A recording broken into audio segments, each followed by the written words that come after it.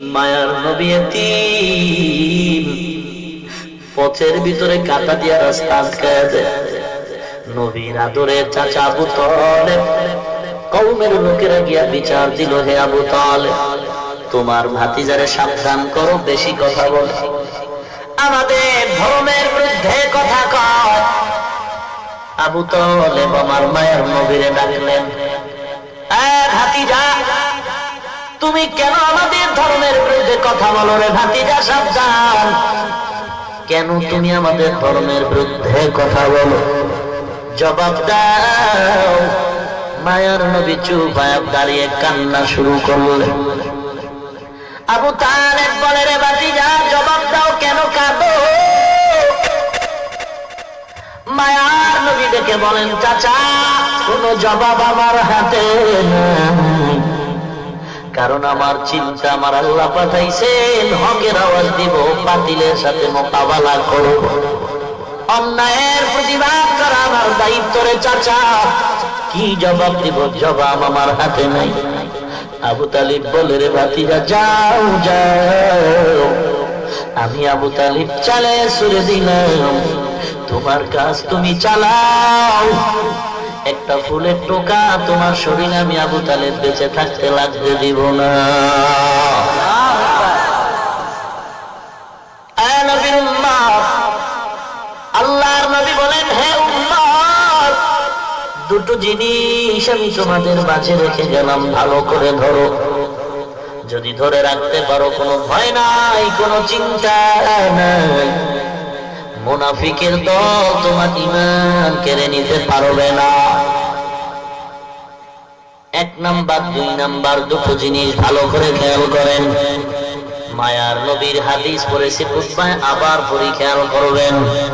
قال رسول الله صلى الله عليه وسلم تركت فيكم أمرين لن تضلوا ما تمسكتم بهما كتاب الله وسنة رسوله। দুটো জিনিস রেখে গেলাম, ধরে নাও, কোনো ভয় নাই।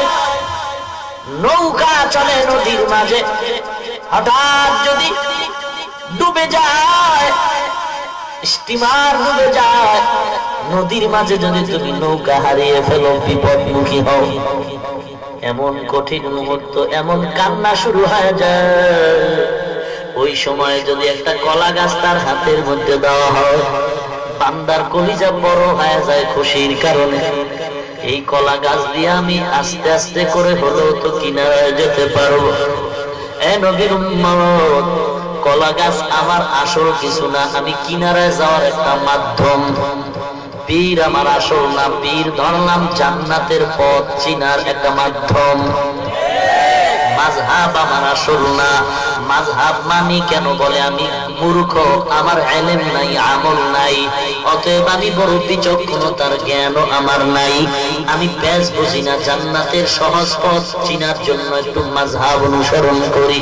হে মুমিন, কারণ মন মতো জিন্দেগি চালানো যাবে না, মন মতো জীবন চালাইতে গিয়া কেউ নাজাতের রাস্তা খুঁজে পায় নাই, অতএব কারো না কারো মুরব্বি মেনে চলতে হবে।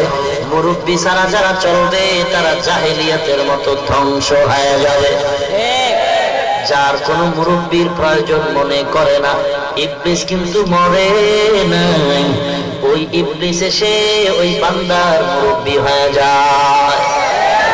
ইবলিস সিনার ভিতরে ঢুকে রগে রগে দৌড়ায়, দৌড়ায় দৌড়ায় ধোঁকা দেয়, আমি বড় আলেম, আমি বড় মুফতি সাহেব, আমি বড় মুহাদ্দিস সাহেব, আমি তো বড় কিছু জানি, আমার কত বড় টাইটেল, আমার মতো বক্তা কেউ নাই, আমার মতো আলেম কেউ নাই, আমার মতো মুহাদ্দিস কেউ নাই, সব দিক দিয়ে তাকায় দেখি আমি সবার বড়, আমি সবার বড়। এরে পাগলা, বড় যে বড় আছে তুমি জানো না, وفوق كل ذي علم عليم। আল্লাহ কোরআনে বলেন, বড়র বড় আছে, আছে? বড়র দাদা এটাকে বলে নাতি, একটু দেখ আমার বয়সের সীমানাটা কত। নাতি বলে দাদা কি পাগল হয়ে গেছো, স্ক্রু ঢিল হয়ে গেল নাকি? আমার বাবার হায়াত আমি জানি না, দাদা তোমার হায়াত কেমনে জানবো? নাতি ডায়েরি খোল, ডায়েরি তালাশ করলে তুই আমার হায়াতের সীমানা পাবি। ডায়েরি খুলে নাতি হিসাব করে বের করলো। দাদা তুমি বড্ড খুশি হয়ে যাইবা শুনলে। বয়স কত? হে নাতি আমার। বলে আমার বয়স 100 উপরে চলে গেল। দাদায় বড্ড খুশি হয়ে বলে তাহলে জমিনের মধ্যে তো আমার থেকে বড় কেউ নাই, আমি তো বিশ্ব বরেণ্য আশিকে রাসূল সুফি সম্রাট, তাহলে আমার মতো আর বড় আছে কে রে? এখন দুনিয়াতে ঘুইরা একটু নাতি পুতিরে দেখা নেই, আমার সবাই ছোট, আমার মতো বড় কেউ নাই। চল নাতি চল। নাতির হাতটা ধরছে এক হাত দিয়া, আর এক হাতে একটা বেতের লাঠি নিয়ে দাদায় পায়চারি করতেছে, হাঁটতেছে, গ্রাম ঘুরতেছে। আমার মতো বড় কেউ নাই, অতএব যারে দেখে উল্টা পাল্টা তারে আমার ভক্ত বানানো। হাঁটতে হাঁটতে মারেফতের খানকা বটগাছ তলায় হাজির। কিসের খানকা? মারেফতের খানকা। বলে কেন? বলে বটগাছে যেমন জ্বর, মারেফতওয়ালাদের চুলের ভিতরেও তেমন জ্বর।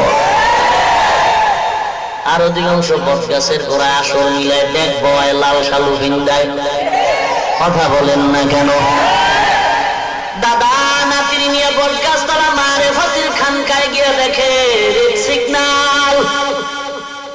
দেখছেন রেড সিগন্যাল মানে কালো, লাল লাল বড় খারাপ, লাল সিগন্যাল বড় খারাপ। রাসূল বলে যার বাড়ি লাল কাপড়ের নিশান থাকবে জাহান্নামের আলামত। বুঝো পাবলিকের গোষ্ঠী, বুঝো। বন্ধদেরকে যেদিন বলবে তোরা কেন এদের ধোঁকা দিছো, বন্ধরা বলবে রে আল্লাহ আমি তো নিষেধ করছিলাম। তার মানে কেমনে করছো? লাল কাপড় দিয়া বলছিলাম আসবি না, রেড সিগন্যাল। এই যে আমি লাল কালারের রুমাল পরি, একশ লাল রঙের রুমাল পরাও পুরুষের জন্য নিষেধ। লালের সাথে সাদা মিক্স আছে, এজন্য কোনো নিষেধ নাই। অতএব লাল লাল একশ লাল নিরেট লাল ব্যবহার করা নিষেধ। হে মুমিন, লাল দুনিয়াওয়ালাদের জন্য সিগন্যাল ভয়ানক। লাশের গাড়ির বহরে লাল পতাকা। কথা বলেন না কেন? লাল পতাকা দেখলেই মানুষ ভয় পায়, ওখানে গেলে বিপদ। বিপদ একজন আর হইছে জন্য লাল কাপড় দিছে। অমুমিন দাদায় তাকায় দেখে পুরা বটগাছ তলা বয়া বয়া কান্না করে। নাতিরে কয় দেখ কেন কাঁদো? তাকায় দেখে ডাইনে বামে, চেহারার সাইজ দেখে মনে হয় দাদার থেকেও বুড়া। দাদায় বলে রে কপাল বুঝি ঘুরছে, মনে করছিলাম আমার থেকে বড় কেউ নাই। আমি বড় বিশ্ব আশিকে শয়তান, আমি বড় সুফি সম্রাট, আমি মুজাদ্দিদে জামান, আমার মতো বড় কেউ নাই। বটগাছ তলা তাকায় দেখি আমার থেকেও বুড়া। কিরে বুড়া কেন কাঁদো? বুড়া বলে কান্দি আমনে না, বাবায় জনমের মতো মাইর দিছে। নাতি কই তুই কই? শুনছ এই বুড়ো নাকি বাপ আছে, কপাল বড় খারাপ। এইবার বাবারে না দেখা মরমু না। মনে করছিলাম জঙ্গলে বাঘ নাই, সিংহ নাই। মনে করেছিলাম জঙ্গলে বাঘ নাই, সিংহের গর্জনে ঢুকতেই পারতাম না জঙ্গলে। এমন না, সিংহের গর্জন দিয়েছিলেন শাইখুল হাদিস আল্লামা আজিজুল হক রাহমাতুল্লাহ আলাইহি। নাই নাই বেঈমান নাস্তিক বড় খুশি, জঙ্গলের সিংহ মরে গেছে, আমগো মাস্তানি বেড়ে গেল। বাননের মাস্তানি বাড়লো, শিয়ালের মাস্তানি বাড়লো। কয় না তুই সাবধান হয়ে যা, সিংহর গর্জন তুই শুনো না, এখনো তুই তার পাও নাই। জঙ্গলে বুঝি কেউ নাই, কেউ নাই, সামনে আগা। দাদার সামনে গিয়া বাবারে জিজ্ঞাসা করে বাবা ও চাচা বটগাছ তলায় মুরব্বী কান্দে কেন?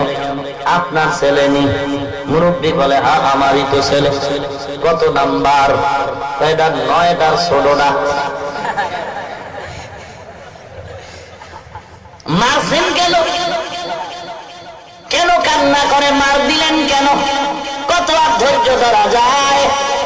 ওর দাদায় বলছিল বাবা মানতে, বাবা মানে নাই, এই জন্য এমন মার লাগাইছি। দাদায় নাতিরে কয় কানে দাও, এই বেটারও বলে বাপ আছে, সামনে কেন যাবে না, রেড সিগন্যাল হয়ে গেল। আমি মনে করছিলাম আমার থেকে বড় আলেম নাই, অথচ জায়গায় জায়গায় বুখারী পড়ায় আমি টের পাই না।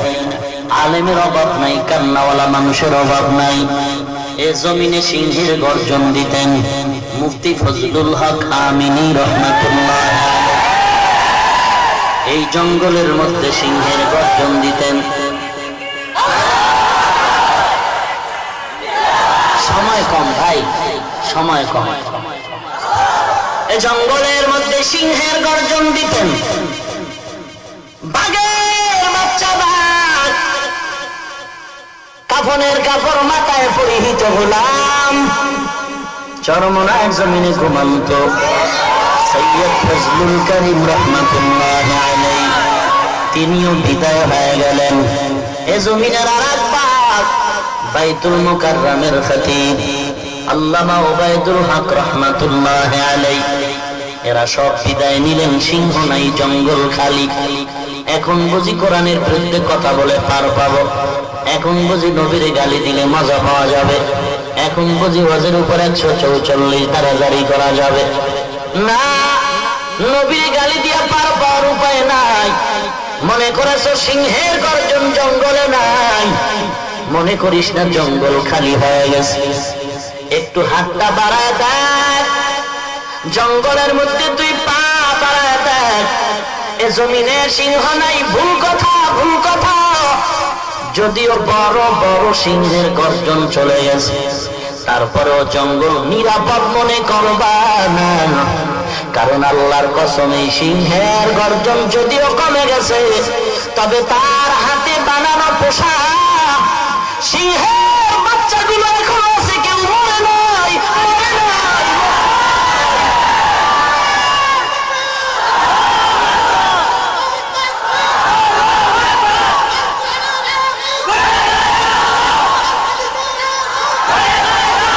ভাইরা আমার, ও পয়গম্বরের উম্মত, এ জঙ্গল নিরাপদ মনে করা যাবে না। বড়টার নামও সাপ, ছোটটার নামও সাপ। বড়টারে ধরা যায়, মারা যায়।